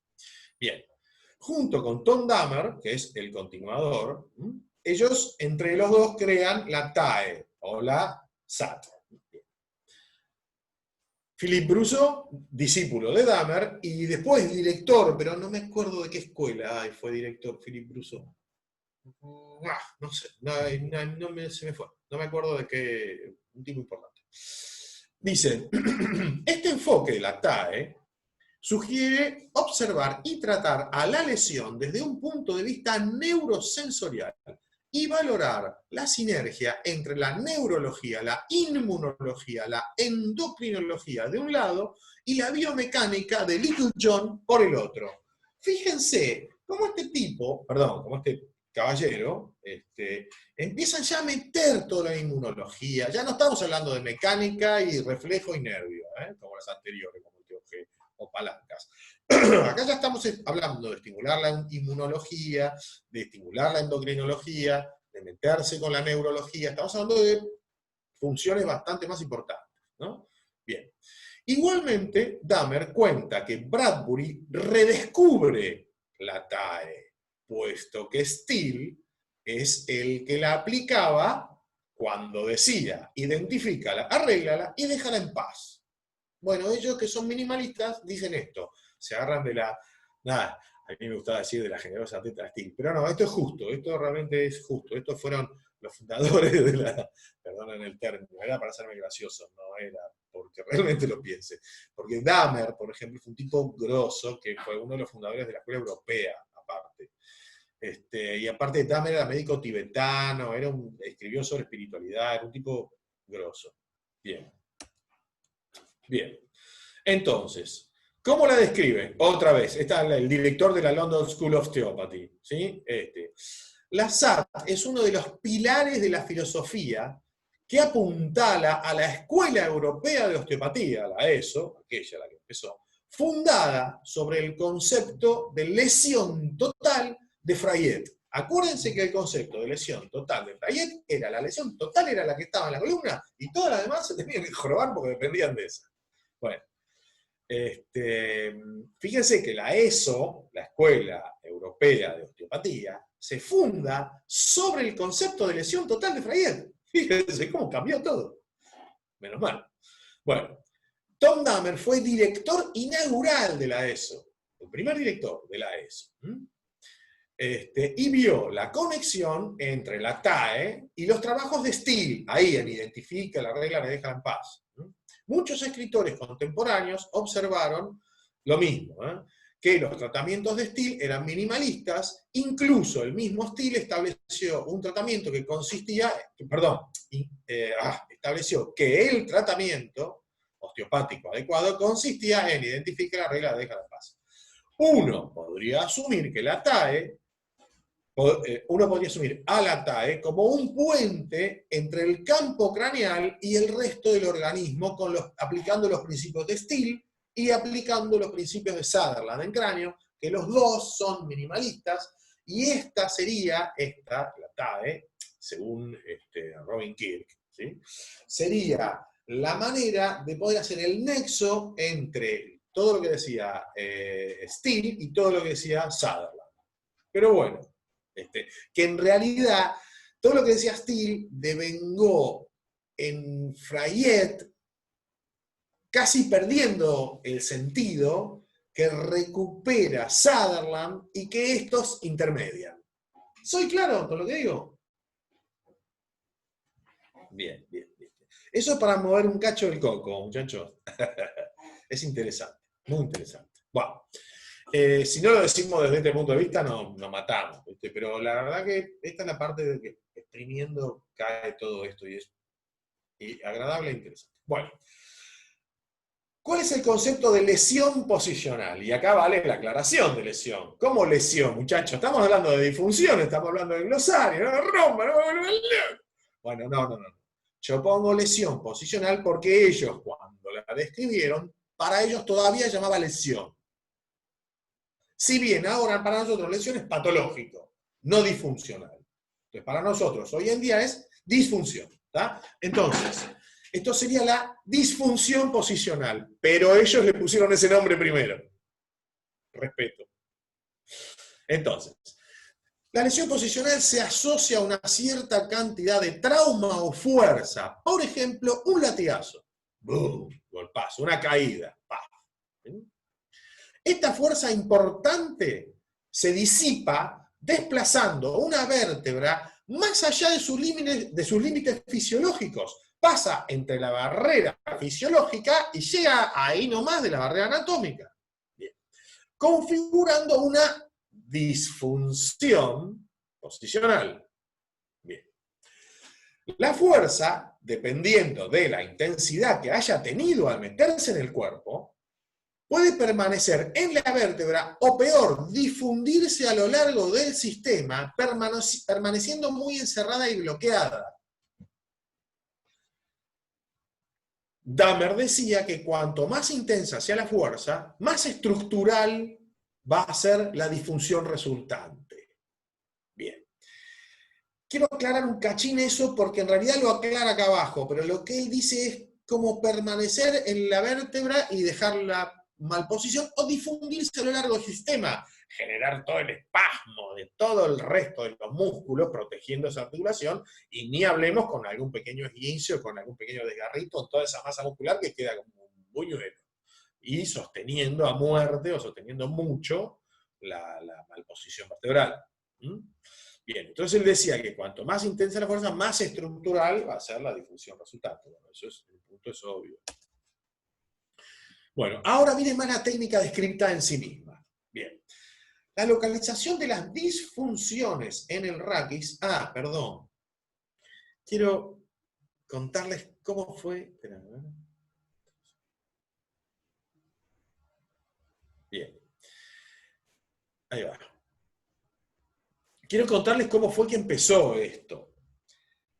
El cuento acá gracioso de esto, aparte de que usa radiografías, es que Bradbury, el número 1, no Dahmer, Bradbury, el tipo se encontró durante una epidemia de gripe, no me acuerdo en qué año, 1950 o una cosa así, en una epidemia de gripe le faltaron los otros 2 colegas, o 3 colegas, y él quedó solo para atender un servicio. Y cuando estaba arrancando y estaba ya trabajando un poco, se da cuenta que le quedan 40 pacientes. ¿Y ahora qué hago? Bueno, a ver, pasá. ¿Qué te pasó? Un servicio de urgencia. ¿Qué te pasó? No, tuve un latigazo, me caí, me torcí el cuello. Placa. Andá, hacete la placa y volvé. ¿Qué pasa? Que sigue. Pasaba el otro. ¿Y qué te pasó? No, pará. Placa de la columna lumbar. Anda, hacete la placa y volvé. Y en pacientes, y la agarra, mira, y dice, mirá, de lo que le pasó, la esfera que peor está entre la superior y esta, el pivot, está en la columna, a ver, ¡tra! Perdón, mira la placa y dice, uy, sí, se ve la vértebra torcida en mal posición. ¡Tras! Chao, a casa. No, pero a casa. No, pero a casa. Perdón, no. Pensé que había un reposo de 10 minutos. Reposo de 10 minutos y después a casa. Y se empezó a dar cuenta que todos los pacientes que corregía habían andado entre bien y muy bien. Él lo que había tratado de entender era deshacer lo que había hecho el trauma, chequeándolo si había una lesión o si se veía una malposición solamente con una radiografía, para estar seguro y no perder tiempo de estar ahí un rato y dice, no, flaco, tiene una fractura, no lo toquen más. Bueno, no, le hacemos una placa y vemos, tiene fractura al hospital de trauma. No tiene fractura, listo, déjamelo, ¿qué se le ve? La vértebra torcida, sí, vamos, adentro. Bueno, él estuvo así toda la mañana, resolvió toda su consulta y encima los pacientes cuando venían a control estaban bárbaros, estaban muchos muy bien. Sobre todo los que tenían los problemas acá, en las vértebras pivots, las correcciones de las vértebras pivots dieron siempre bien. Y entonces el tipo empieza, espera, creo que tenemos algo. Y empezó a meterse en esto.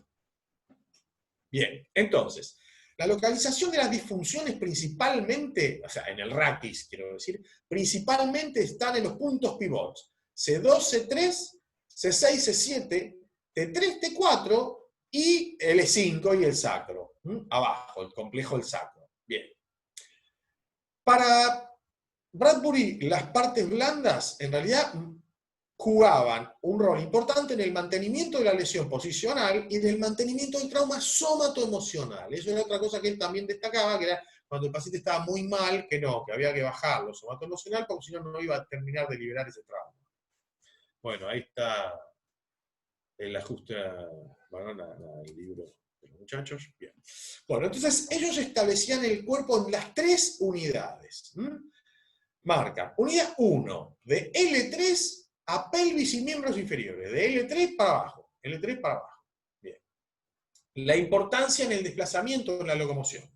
Unidad 2, la cabeza, ¿sí? Y la cintura escapular hasta T4, importancia en la ejecución de hacer las cosas.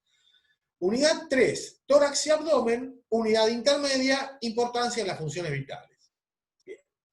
Busca la lesión en cada una, determina cuál es la primaria global y cuáles son las secundarias.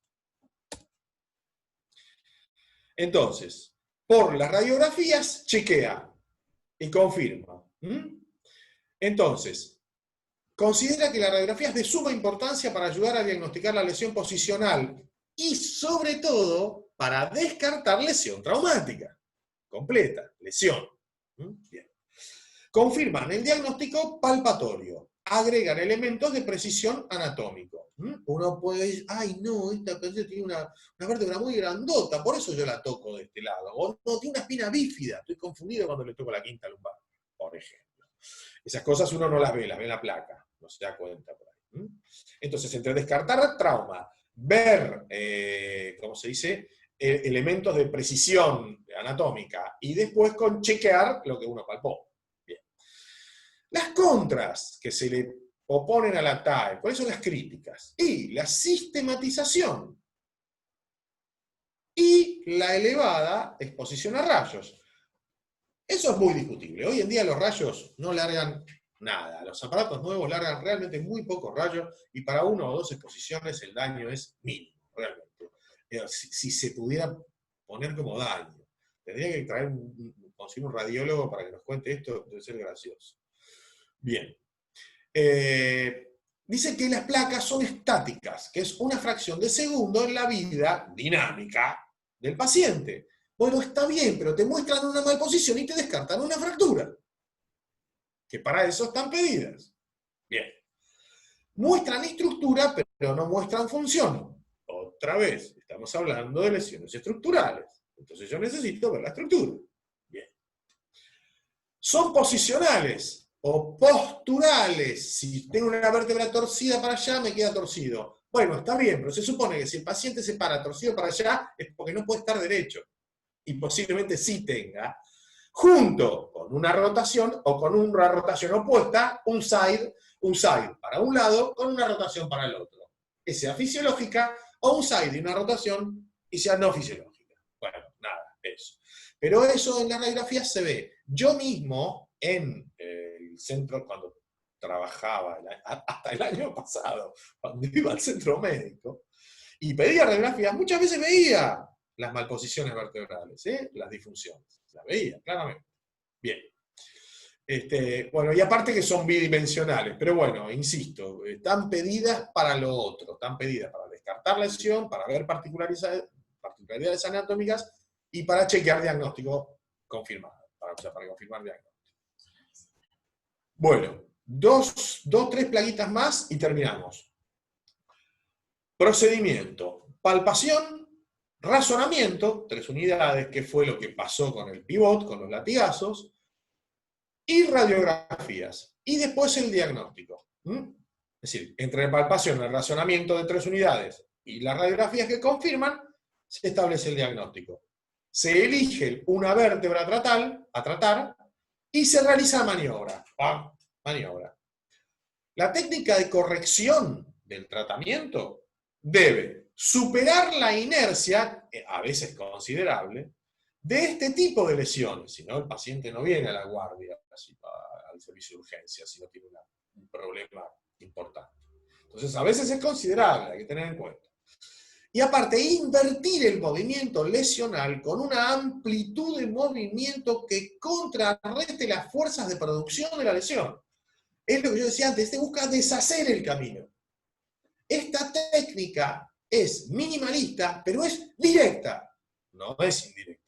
Va a deshacer la lesión, a la corrección. Bien.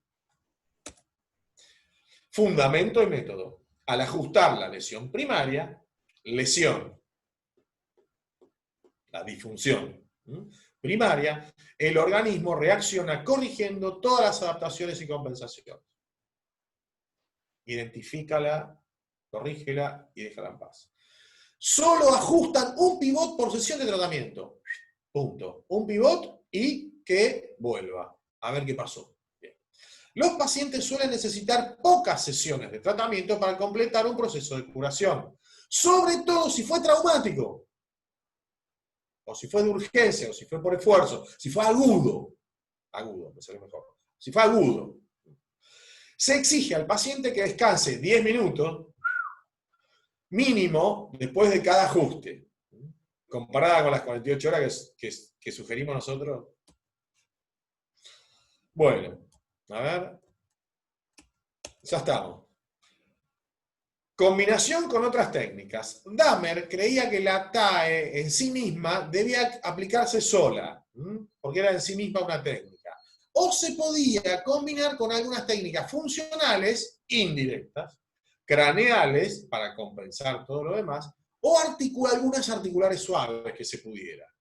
Se oponía al uso del TOG porque este generaba una gran alteración de todos los patrones compensatorios.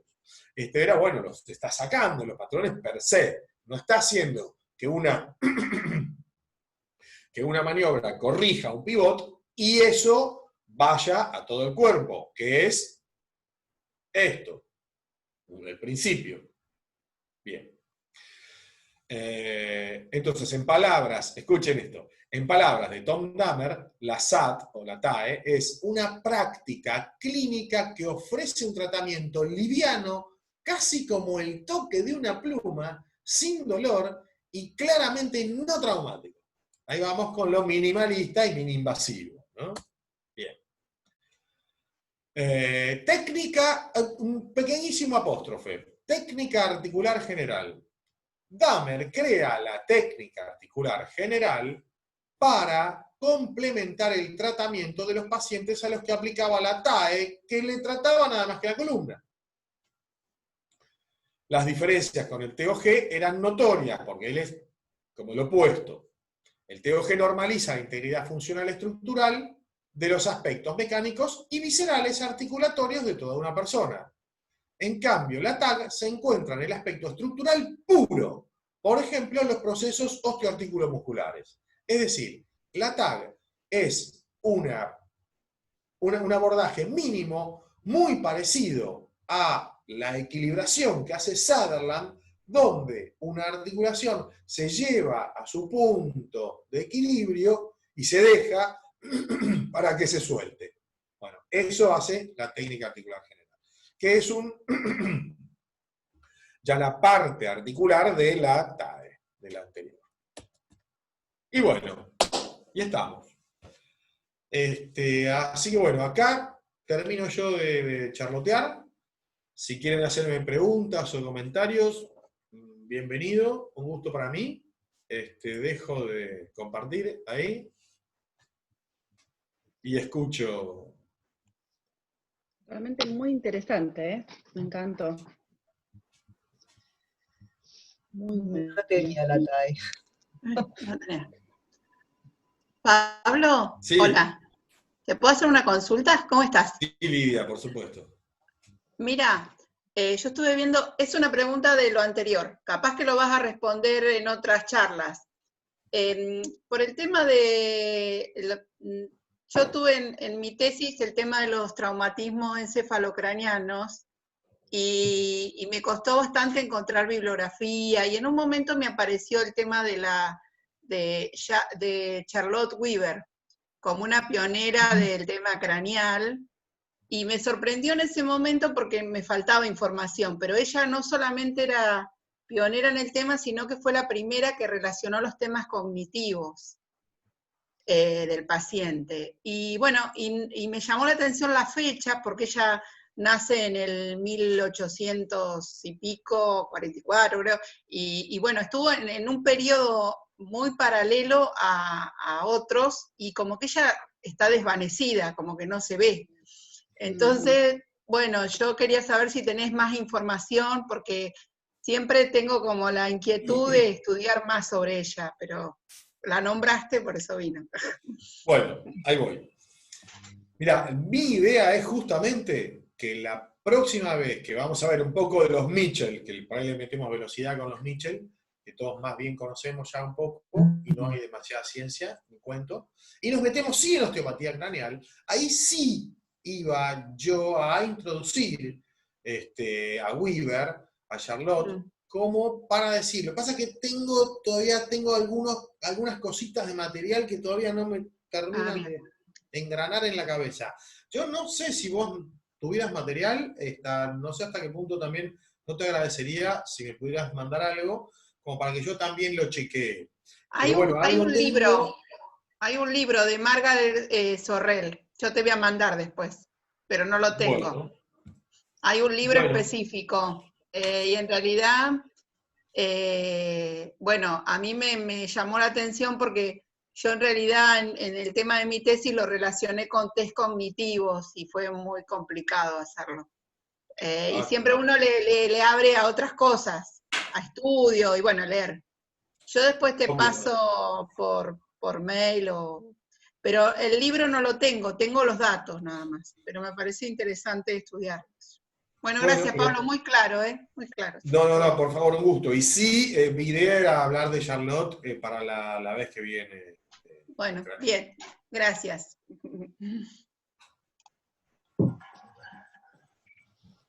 ¿Alguien más, chicos? ¿Algún comentario, pregunta o algo?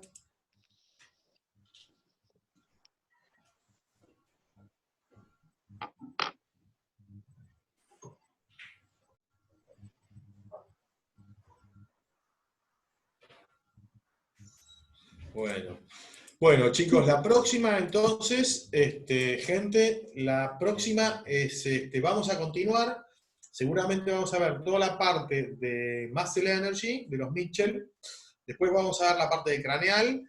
Y no sé si ya lo último, ahora voy a charlar acá con las chicas, con las directoras. Si da para que venga el asistente mío, que es el dueño del cuadrito, y lo cuente así en los últimos 15, 20 minutitos, que lo cuente él y que explique un poquito cómo lo fue armando, y cómo todos, él y yo a la cabeza, y todos aceptamos con las contribuciones de cómo seguir armando eso, que es, viste, que la verdad que es bastante interesante como para entender las distintas ramas del árbol de la osteopatía, ¿no? Sí, me resultó muy interesante cómo hiciste la propuesta de una mirada vista desde la otra mirada, cómo una técnica mira a la otra, porque me parece que eso es lo que es la madurez de la osteopatía, ¿no? Que vamos a encontrarnos siempre con muchas miradas sobre una misma cosa que no se contraponen y que son simplemente eso, aristas distintas sobre una cosa que el núcleo finalmente es siempre el mismo, ¿no? Pero bueno, me resultó muy, muy interesante esa forma de presentarlo, así que muchas gracias. Y bueno, el jueves que viene entonces nos encontramos de vuelta a la misma hora, y bueno, muy agradecidas a Pablo, que se ofreció a compartir esto con ustedes, y bueno, muy agradecidos a todos ustedes que están acá presentes. Así que bueno, muchas gracias a todos. Bueno, chicos, nos vemos. Nos vemos. Vaya muy lindo y muchas gracias. Pablo. Gracias, Pablo. Chao a todos. Chao, Ganas de verlos. Que los hayan disfrutado bien. Muy bueno, Pablo, gracias. Gracias. Bueno. Chao. Gente. Chao, Fede.